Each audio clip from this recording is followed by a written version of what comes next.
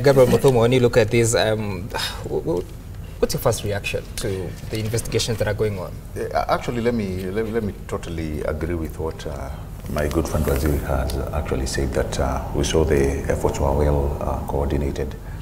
Not only that, the swiftness that the security forces were able to, galvanize themselves and attack the scene. Thirdly, we also saw other people who came out. We've always been told that there's like an association of licensed firearm holders who came in and were able to be the first responders, and we are told actually they also helped in that scenario.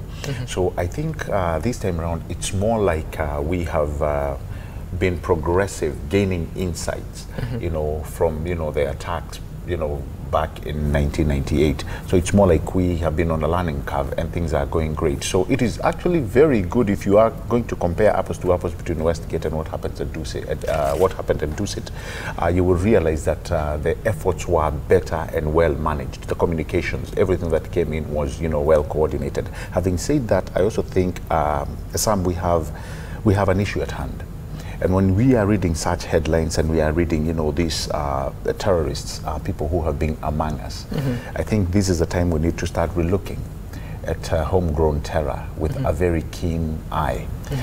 We are told one of these sons, as we are getting the reports, and it's actually written on our daily, so we are just reporting these facts that are coming up, that is a son of a KDF soldier. So these are things that this country and the security apparatus are going to start, and actually the social fabric, so to speak, of this nation. We need to start relooking and getting insight and as much information as we can into homegrown terror. One thing I like what the president came out and said was, we are not going, we cannot create a distinction anymore between the terrorists themselves and those people who harbor them.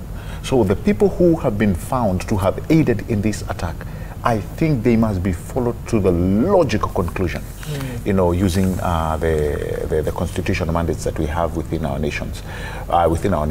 But also, I think it is also key, Sam, among Kenyans now, to start thinking hard of what other initiatives we can bring in. Whether it is the Nyumba Kumi, what we are learning is that these people live among us. We can no longer bury our heads in the, in the sand and, just assume that, asira, if it happens, wherever it happens, it is okay. No, everybody now must be in line to try and understand as much as possible, who is this person who is living next to me?